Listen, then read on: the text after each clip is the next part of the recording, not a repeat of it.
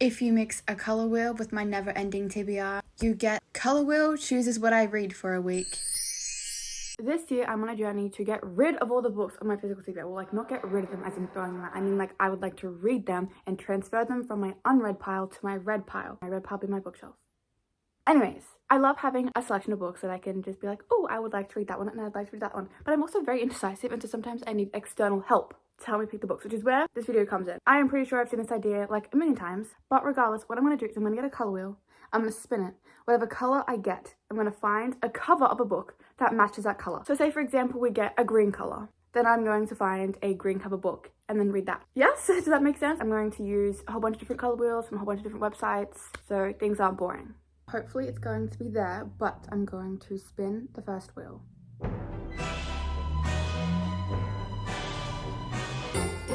Yellow.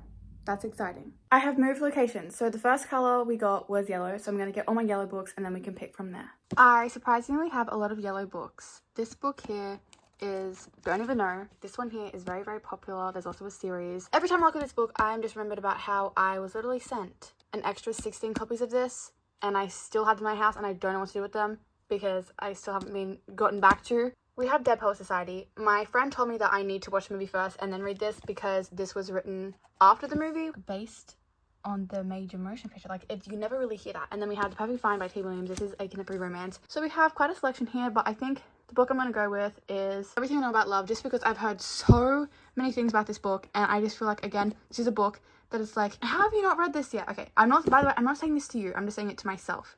Because I've had this book on here so much longer than all of these ones, so I feel like it's my due diligence to get this one done.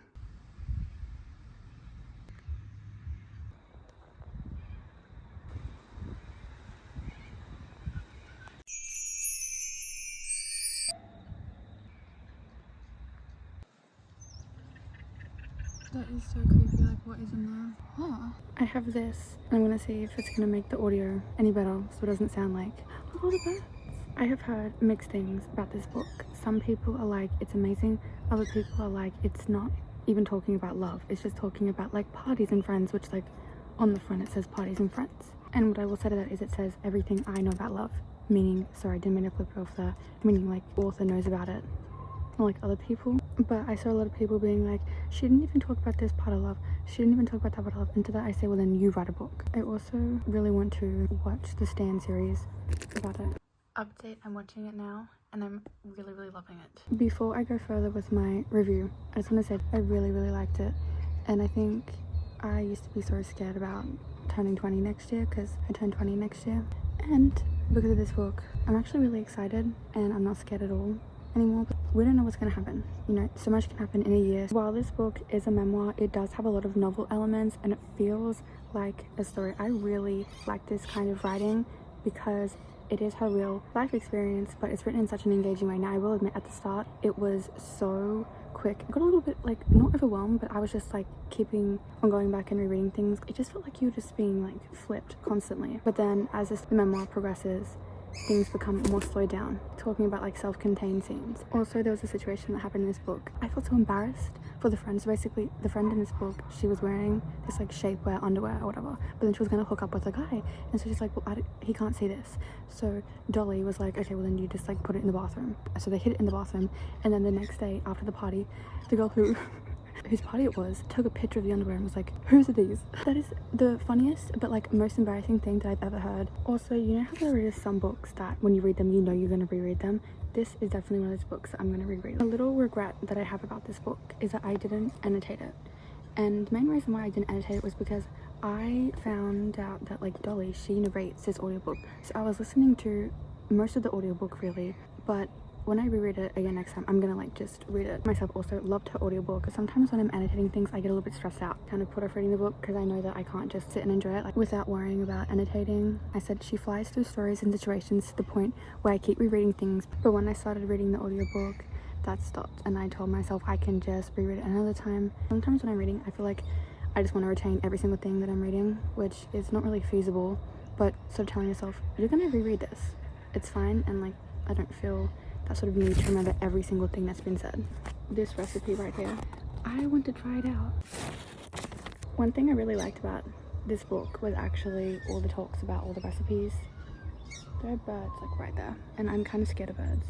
And trucks. I'm scared of birds and trucks. And there's a bird there. There was a few times throughout the book where there would be kind of like these satirical letters, and they were very strange. One of the last ones was talking about this woman's baby shower, talking about how come to baby shower, but you need to buy something expensive, and it's going to make everyone who doesn't have a baby feel insecure. And I don't know, it was just very strange, and I don't actually really know what the purpose of that was. Like, is that just satirical, like a play on people? I was just a little bit confused about that, so if you know, please let me know, because I was like, what is the point of this? There were definitely a few lines that I side-eyed, and I was like, why would you say that? I feel like it's like a very offensive thing to say. I also really want to live with my friends now. I think I already told you this, but yes, a lot of the recipes I actually do want to try. This book, it was very real, it was very raw. She admitted so many things that like I would never admit. Really admire like her honesty. She talks about Sex and the City on the back, which again is reminding me that I need to watch that, because I was really enjoying it. Actually, I feel like anyone can read this book, but I feel like mainly people in their like 20s and 30s maybe. Did something just fall on my head? If you think you want to break up with someone, but practical matters are getting in the way, this is the test. Imagine you could go into a room and press a big red button that would end your relationship with no fuss. No breakup conversations, no tears, no picking up things from his house. Would you do it? If the answer is yes, then you have to break up with them. I really like that quote. Something that I do is, not in this situation, but if I like want to do something, but like I'm feeling scared, I'll be like, okay, well, if I could freeze the entire world,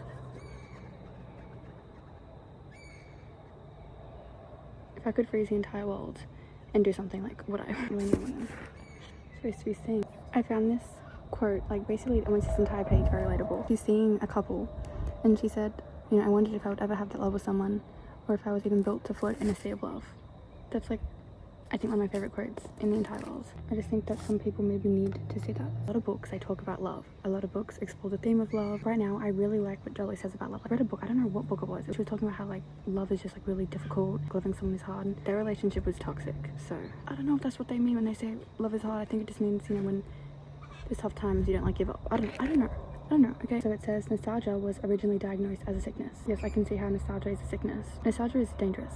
But the thing is, you will always be nostalgic of things because you always look at rose-colored glasses. Like, remember 2020? Most people hated it. I'm sure there were some people who didn't mind it, but I hated it.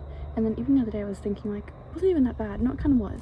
So to wrap up this conclusion before I go back inside. Oh look, this stone looks like a little jelly bean. Does it not look like a jelly bean? I remember one time my friend, it was the end of the year, and she brought us all in. Normally at the end of the year, when you're in primary school, like you get like candy canes and a card, but she brought in jelly beans, and they were the Bean Boozled ones, the ones that like taste so bad, and people went home sick. And ever since that day, like I cannot eat a single jelly bean. Like people are like, oh, do you want jelly? No. I still remember it was in this like little blue fabric bag. It was so disgusting. To conclude, my final like thoughts on this book. I really liked it. I really liked this, and I'm so glad that I read it. I want to live with a group of close friends. I will read this book and annotate it, and I want to watch the show. And that is my final consensus. Thank you for joining me for this review outside. I've never done a review outside because normally I'm scared that like my voice is going to carry, because when people are outside, like I can hear what they say. If people can hear me talking, that's kind of scary. If people can hear me talking, hope they can't. That's why I have this. And sorry if I was like talking a little bit quietly, but I feel like it's just a nice change of scenery. Thank you for watching, and we'll move on to the next book. This wheel is very fun. There's a lot of different colors here, and if you'll see, it has vermilion, chartreuse, which are colors that are mentioned in Coraline. You know, when the other mother is trying to get Coraline's button eyes, and she's like, oh, you can pick these ones. Okay. But if you'd prefer pink or vermilion, chartreuse. Let's spin it, and let's see which one we get.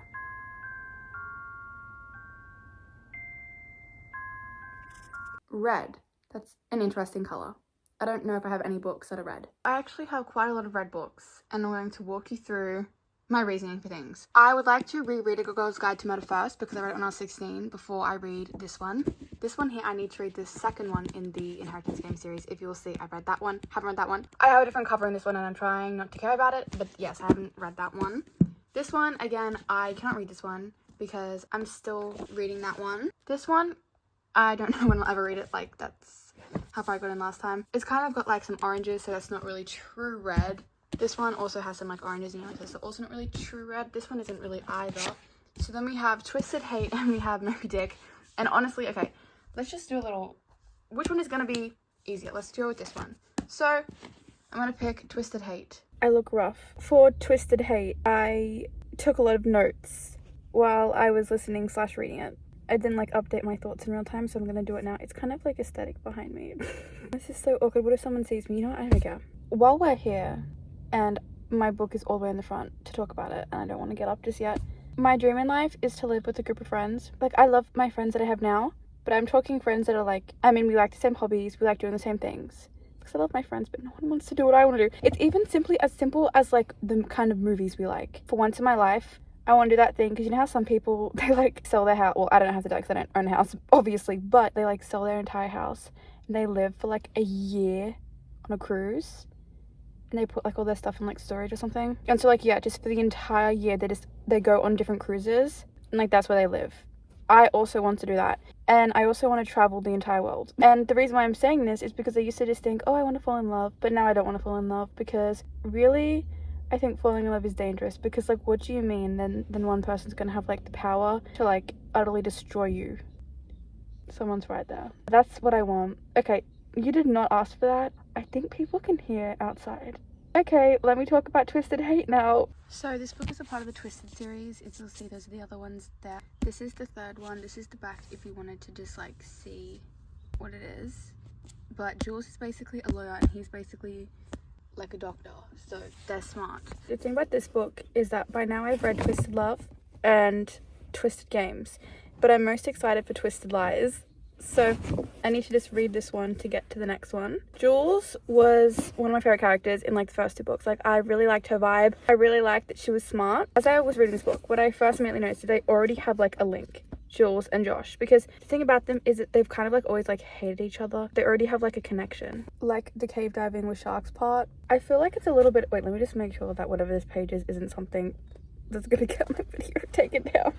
Let me just, this is more safer, I think. I just think it's a human condition to read something or watch something and immediately relate all quotes and situations to your own experiences. And there is one quote that it's literally like me, and we were just talking about this. I'd given up on love a long time ago. There was no use longing for it. Yeah, like literally, what is the point? And don't even be like, oh, well, you're still young, because guess what? On all the videos that I would see, I don't have TikTok anymore, but the videos that I would see, saved your snap and chat. What did I send? There's like no use longing for it, really. I don't remember what I was talking about. Okay, I'm back and I remember the point. Is that all the TikToks I used to see, it'd be people in their early 20s talking about being lonely, and then there'd be people in the comments, oh, I'm 40, no relationship, I keep pulling out hope. I just have a question though. In those 40 years, was there chances? I think it's just hard for me, because when I was younger, I used to get a lot of attention from guys, and now I don't. You have all these people, especially people like, oh yeah, I'm like 30 and it doesn't get any better. You still the same like aloneness. First of all, why are these people getting videos recommended to them in their early 20s when they haven't been in their early 20s for like decades? I don't even want love. I just want someone who's nice to me and loyal, and that I find funny, and someone who's not like creepy and weird and says weird stuff that makes me like really uncomfortable. These books, I feel like they have like unintentionally like funny stuff. Anyways, they go apartment shopping. Who goes apartment shopping? I couldn't tell you. I don't remember. Like, I did this ages ago. Oh, never mind. I remember Stella and Jules, because basically they were all friends in college. Is there a sign behind me? There better not be a sign behind me. Stella and Jules, they're apartment shopping because they were all like friends in college, but like obviously Ava's with, I wish I said Josh. No, that's her brother. She's with Alex, and then Bridget is, this is all coming back to me. Bear with me, my friends. So Stella and Jules like, okay, we need a place, so let's go apartment shopping. Rise, I know that's not his name, okay, but like I'm just calling him that. And he's like, oh, you know, I've got a friend, and I've got a friend who's like got an apartment. Stella and Jules, they go check out this place. This place is nice and it's so expensive, and the lady's like, oh, you are not gonna be able to afford that. And then guess who shows up? Christian Harper. He shows up and then he gives him the apartment. Rental lady, she's like, what? I'm really excited for Stella and Christian's book. I like how I'm talking about that like I haven't already read it, but like I have, because I've got my notes here.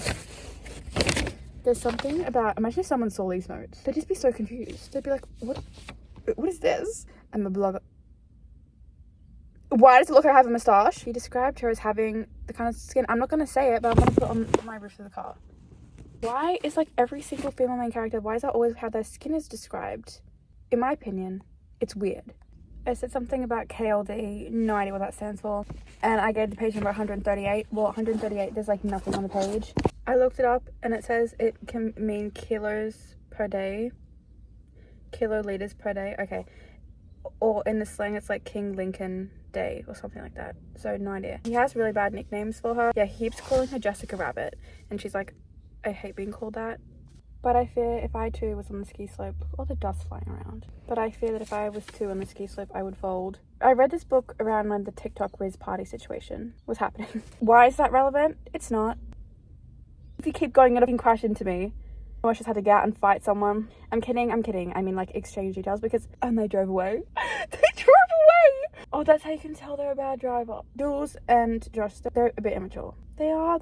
But the thing is that the other characters weren't that immature, from what I can remember. It's not that bad, because not like they're all immature. Like, that's just their personality, so that's fine. It's not like when the author only knows how to write immature characters. I'm really glad that Jules is, like, not a doormat. We'll get to that point later. But, like, right now at this point in the book, because he says something mean to her, and instead of, like, breaking down and crying, which there's nothing wrong with that. There's nothing wrong with, you know, having emotions, but she attacks him back, which is what I like to see, because, oh, go for his jugular. I feel like this book, however, is the best book in the entire series for building suspense for the next one, because we're learning a little about Stella, learning a little bit more about her stalker situation, and then, you know, her little things with, like, Christian. They're at someone's wedding. Or can I just say whose wedding it is? Guys, it's not really a spoiler. This was in the second book. It's Bridget and Rise. Like, I mean, this is a contemporary romance. They're gonna end up together, okay? Someone said that beer tastes like carbonated urine, and honestly, I agree. Beer is like, I can't drink it, like, ew! And don't even get me started on sparkling wine, the white one. Ugh. Disgusting. Oh, I can't drink it. I don't remember who it was. I think it's, yeah, Josh. I think it's Josh. He dressed up as a rat for Halloween. Anyways, you know what, guys? I think I have some problems I need to unpack here. Because why is it actually making me sad that, like, all the friends in this book, they're doing different things? Like, they're moving on with their lives. And I'm just like, wait, guys. Maybe it's because we didn't really see them in college. It's upsetting because they're all doing different things. But, like, that's just the way of life. But next I said, I just want to finish this for Twisted Lies. And I said, he keeps going around in circles. All the guys in these books, they have that, they belong to me. Like, she belongs to me. She's mine. Stream House of Balloons by the Weekend. And all these guys, they're all very jealous and possessive, even when they're not together. And so part of it's like, well, you don't have a right, especially him, because he's being so adamant that he doesn't like her and stuff. I love Jules, and my fan cast for her in my head is, I say this with the most love, the pretty fish from Shark Tale. You know the fish I'm talking about. Also, yes, this book is a little bit cringy. It's a contemporary romance book. What do you expect? There will be lines that it's like, ugh. But I feel like that's just the nature of them. This book is definitely a little repetitive. It's like kind of like a lot of words and a lot of pages. See, this lady's not gonna crash into me. But the other person, like, she was gonna crash into me. And then, I don't know if she saw me sitting back here. I mean, it was a very small car, so, like, I don't think it was, like, that high off the ground. But then she panicked and then left. They do a tour of her hometown because something happens and she goes back there. She takes him to everything. And then there's this demonic crochet dog in one of the things. New location unlocked. Oh, I'm actually wedged in here. Ow, this is painful. Oh, this is actually painful. I'm actually, like, wedged in here. This is painful. I'm gonna need a chiropractor after this. Ow, no, this is actually painful. But I have a quote here that I wanted to read out to you. At some point, we had to let go of who a person used to be or who they could be and see them for who they really were. I needed to say that. Where's my damn highlighter? Oh, great, and I've lost my damn highlighter. You know how, like, sometimes what they do, there's, like, a dire situation that's, like, just brewing in the distance, but they just keep moving forward and talking about different things. Like, they sort of introduce something slowly and then, like, just move on in hopes that you forget. And no, I haven't done my hair, okay? I slept in my hair, so I don't want to hear a word about it. It's actually so painful. Sitting where I'm sitting. Okay. Dante! What are you doing? Yes, Dante from the Kings of Sin. He's in this book.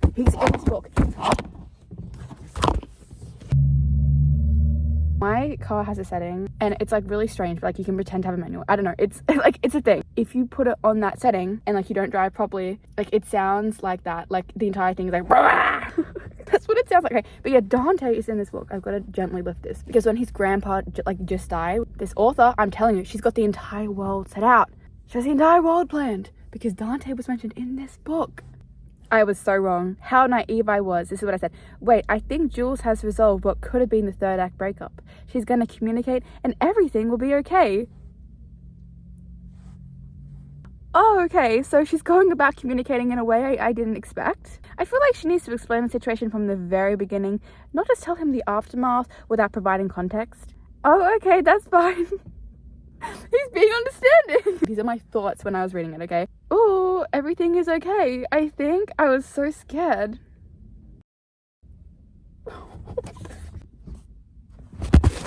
The girl that just parked next to me made eye contact with me. Anyways, we have to have some distance between us now. This is what I said. Why is he doing that to her? Jules, babe, get up. I don't like where this is headed. He did not just say that to her. He did not just say that to her. Jules, he shouldn't have said that to her. But I see where both are coming from. But still, no. What he did was like unbelievable. Like what he like actually did.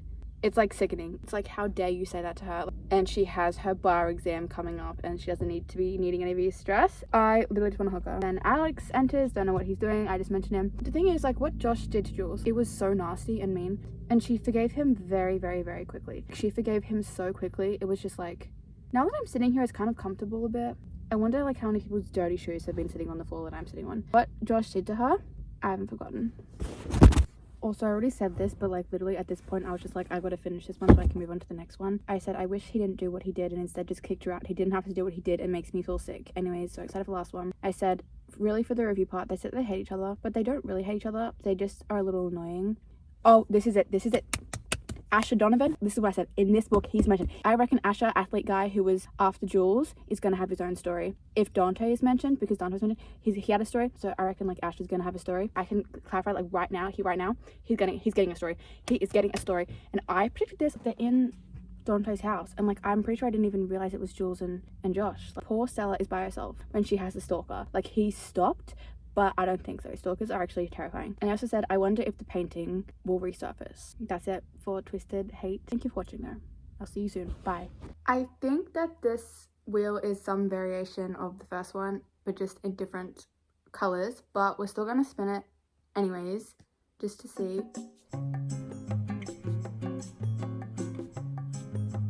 Blue. Okay, so we're gonna find a book that has a blue cover.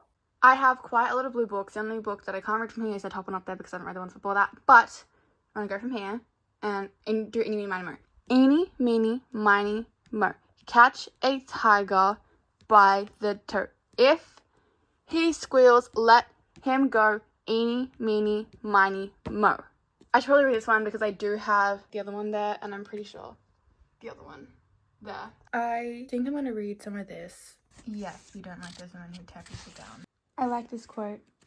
I also like the fact that there's hearts and I wonder what this is going to mean for the story. So right off the bat, I will say that I really love the vibe of this town. Like, I really love the setting, the mountains, the scenery. Really, the next few clips are just going to show you how long ago that I was reading these books.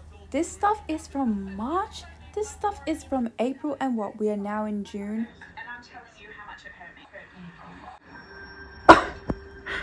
I love this space so much, but it's time for me to upgrade my thing. Wait, I'm scared. Okay, time for me to start my progress page all over again. So as I was doing the whole color wheel thing, I was like, what if I then ate foods that correlated? So as you saw, these ones are for Twisted Hate, and the random veggie chips on the side, those ones are just for everything I know about love. And yes, I know that these snakes are not red, but like, they're purple and there were red ones. And also these are some chocolate chips just because, well, I liked it. Here are some more blue things for Heartless. I'm showing you my nails. These Takis, they're so good. Here I am showing you a show. This stuff, it makes your tongue blow. Because this is a contemporary romance, I'm assuming this is going to be cringy. I'm assuming that I'm going to be retching and shuddering when I read some lines, because that's just how it is. But I'm going to try my best to ignore it. Already I don't like the guy. I don't like the way he talks about her. I don't like the way he thinks about her. Ew, she just dropped her underwear like they're literally in a cafe. He picked up and she told him to keep it. I'm trying. God. What? You guys, I'm really hoping this is not going to be setting up to be one of those I'm not like other girls. She also drinks beer, but there's nothing wrong with drinking beer. I think I'm actually scarred. When you were at a bar when you were young, well, okay, you weren't drinking at the bar, particularly the men. Like, they'd be drinking beer, just so much beer, and like their tongue would be like coated in this like white fuzzy substance from the beer. Like, that's what I think of. Do you know, like, beer, like, that makes a person's breath like stink. It stinks. Yes, I have drunk beer before. Not for me. I can only drink spirits. I do this Monopoly board game, whatever, picks my reads, and I picked this book for the horse one. And yes, page 15, we have a horse mentioned named Tux. I am struggling. Like, this man is really getting on my nerves. Like, they're having some serious conversation and all he's looking at is her body. Think about something else. Like, it's annoying. The age gap is 25 and 38. He's already started saying stuff about, like, oh, she's too young for me, whatever. It's really not that big of a deal. Age gap isn't even, like, that big of a... I am trying to give you guys a reading vlog, and people in my family, they're just so loud. I am picturing that willow tree in Ice Age. What? Round globes. Are you actually? Ew.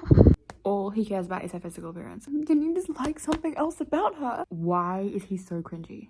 I'm up to page 54 and I am liking her. Like, at first I was like, am I gonna like this girl? But so far I do. I'm taking a break. I'm taking a break. Are the chestnut springs?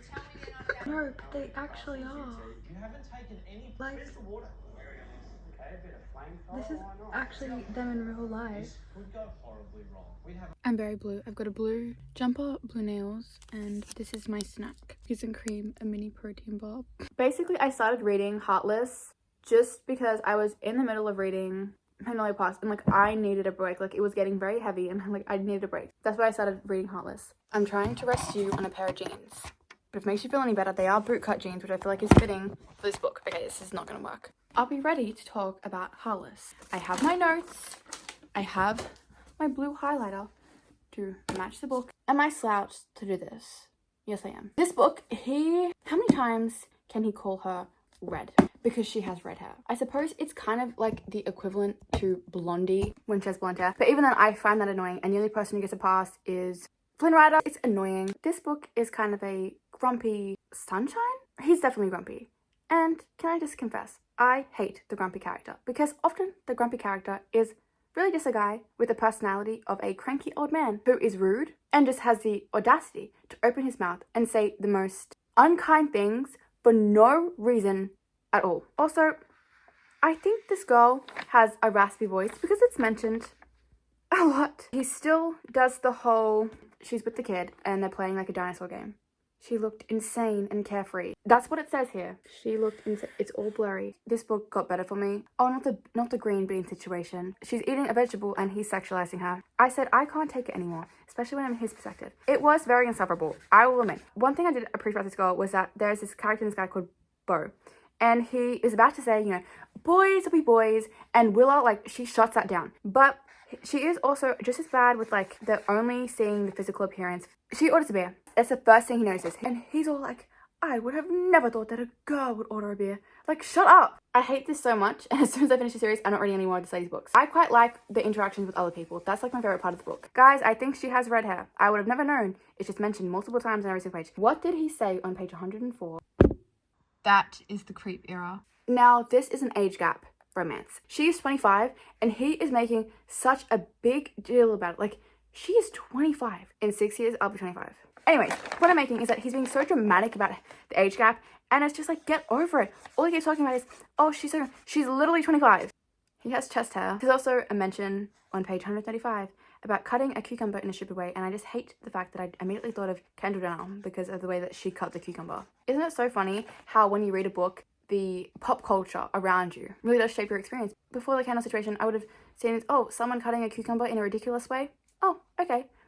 But I'm like, Kendall Jenner, remember that? I like the fact that they play Harry Styles. I'm literally wearing merch from Harry Styles concert. But, like, the dad is obviously like, because he only like listens to country music. I'm not meant to be stereotypical. I think I could guess that he likes country music. His kid is like, don't worry, he doesn't know any good music. I don't always like dual point of view because there's a lot of telling and not showing.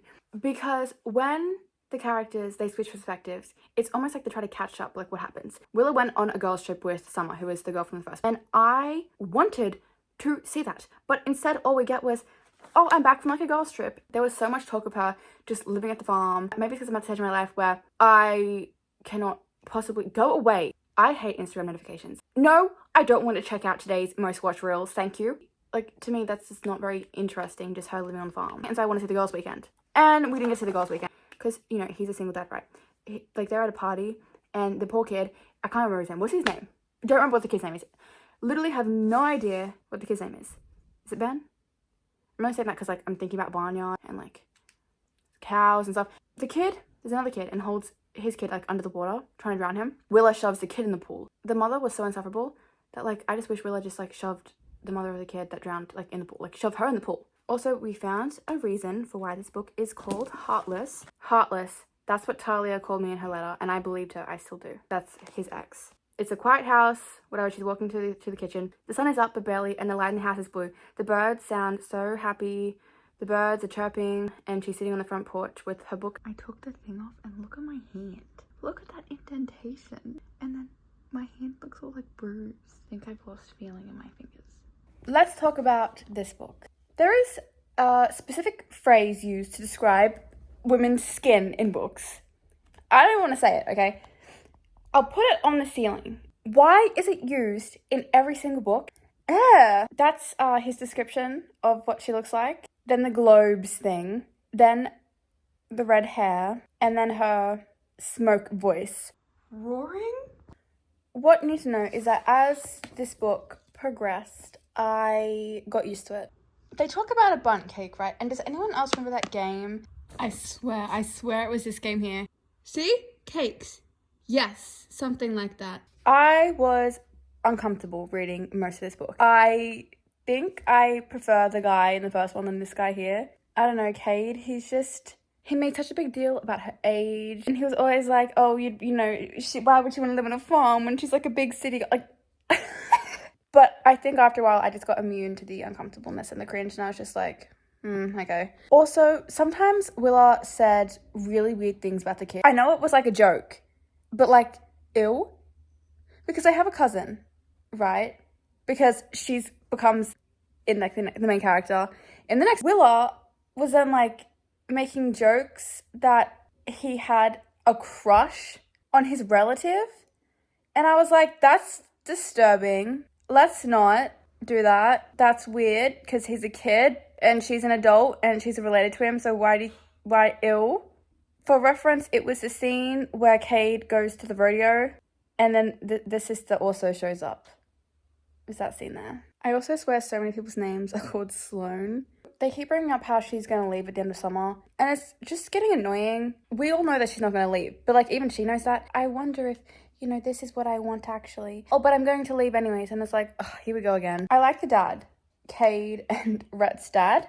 Also, the reason why there's hearts. Well, there's a few reasons why I think that there are hearts. See what I'm saying? Well, the book first of all is called Heartless. She and the kid, they draw like hearts like in the driveway. Back to the dad. I like the dad, so I think that means he's gonna die. I don't know which book it's gonna be, but mark my words, in one of the books, he's going to die probably. You know what I think is funny is the fact that Willa, the main character in this book, she's a brother and he's mentioned, and like his book just came out. Interesting just how the minds of these authors of these contemporary books. I swear they have the entire universes like, or they have plans. Like they introduce a single minor character and it's like, we could potentially make them have their entire own love story. That's what I think. Literally my favorite part about this book was the found family aspect. That was what made it bearable. Also the scenery. Those were the two things that were kind of like propelling me forward through this book. The character in the first book, her name is Summer. She's got a sister named Winter, and Winter makes a brief appearance in this book. And honestly, I don't remember anything about her story. So I think that's like, why did my breathing just go like that? Sounded like there was something in my throat just then. Perhaps. Oh, what movie is it? There's a movie where like a demon crawls out the throat. I don't remember. That's the thing about the books is that you don't want to binge read them because then you're going to be so sick of it. But also you kind of forget the important things. Because it's like, oh, winter. And I was like, huh? Because I read Flawless last year in December. I also don't remember if I even liked Rhett. I'm pretty sure I didn't. But like, I like him in this book. So that's the thing, right, is when you're not inside the character's head, they're more likable. That's why sometimes I prefer a third person. Like, he's really funny in this book, and I really vibe with him. But, like, in the first book, I'm pretty sure I didn't like him. I just like this quote. Don't know why. I just did. It's two people who are both a little lost until they ended up on the same path and walked together for a while. Also, another reason why there are hearts, like, at the side of the chapters is because they make the concrete driveway and then they draw hearts in it. Another reason why this book is called Heartless, I think it's nice because the first time it was called Heartless is because his ex called it that to him. See, the last page, it's sweet. Do you guys want to see what the playlist is for this? I'll show it to you. I literally read that as One of the Girls by like The Weeknd. Anyway, so those are like the songs. I like how I said I fear my romance era But no, I'm sick of romance books now. And also, guess what? There is a mistake, because what does this say? Keep reading for a sneak peek of Powerless, which is the ballet dancer and the hockey player. And look, it says something about Nenny. That is not the book. That is a mistake right there. Do I recommend this book? I feel like I'm not the right person to go to. If you've listened to everything that I've said, maybe. Time for me to give you my little review. I have it written down here. I had my doubts.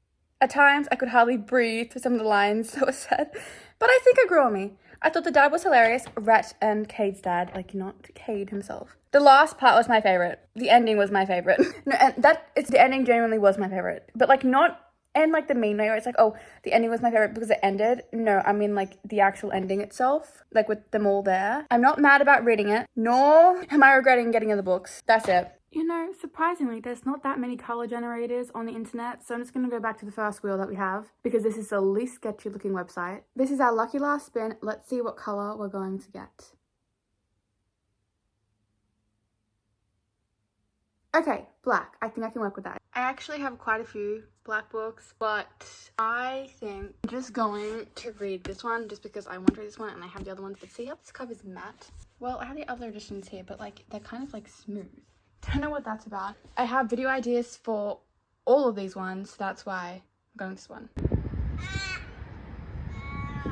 Hello everyone, Caraval. Let's talk about it. I bought this book secondhand. That's why it has water damage. That's why, you know, the corners are a little bit messed up. Honestly, I don't really know how to explain this book. Okay, remember, it's all a game. What happens beyond this gate may frighten or excite you, but don't let any of it trick you. Once a year, the infamous Master Legend hosts Caraval, open only to those who have been invited. This year, the week-long game is on Legends. I can't talk. The winding streets are an elaborate, snow-covered maze, and people are never who they seem.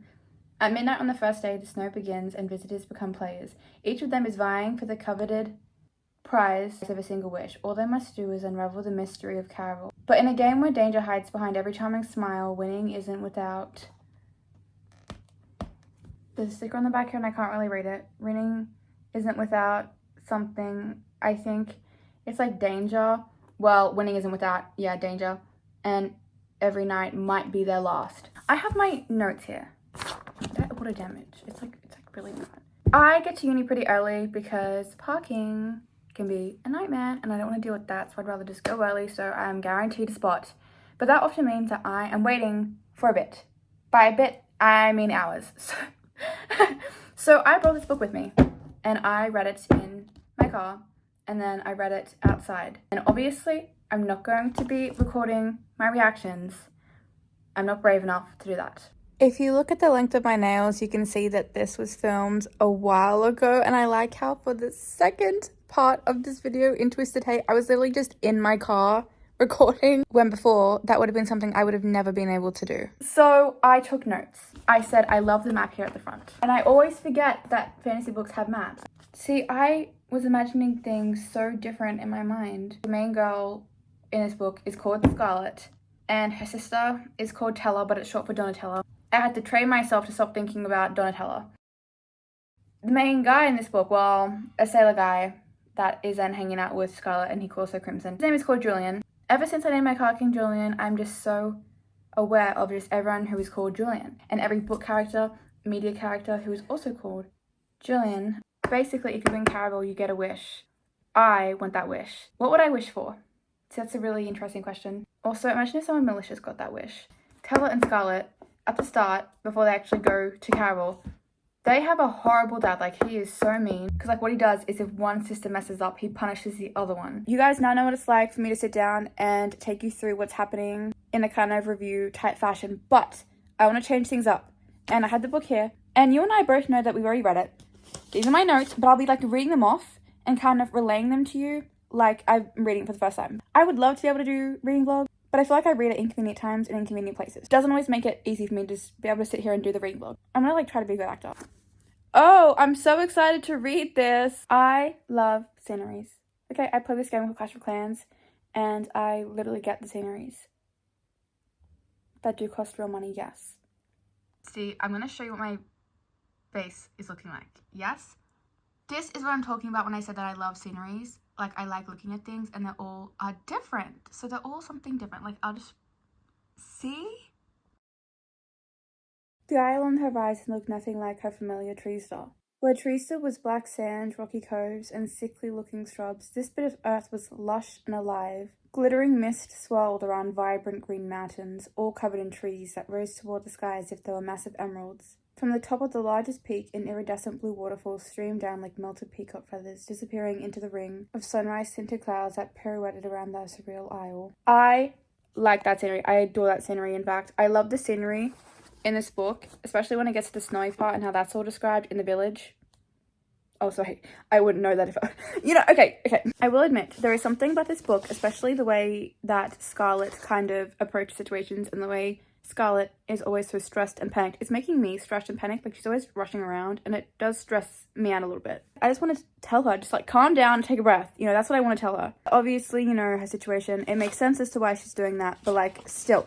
Also, for a second, I thought that this was going to be a love story between Scarlett and Legend. And that sounds ridiculous. I know it sounds ridiculous.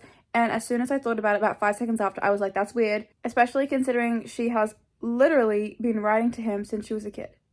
Oh, wait, that's weird. That's weird because I just remembered something that happened with Teller. Oh no, that's so weird. At first, I was apprehensive about Julian. I was. Because like he was with her sister. But the consensus is that I adore Julian. Chapter 7 is when there is the beautiful snowy scenery. I really like the writing in this.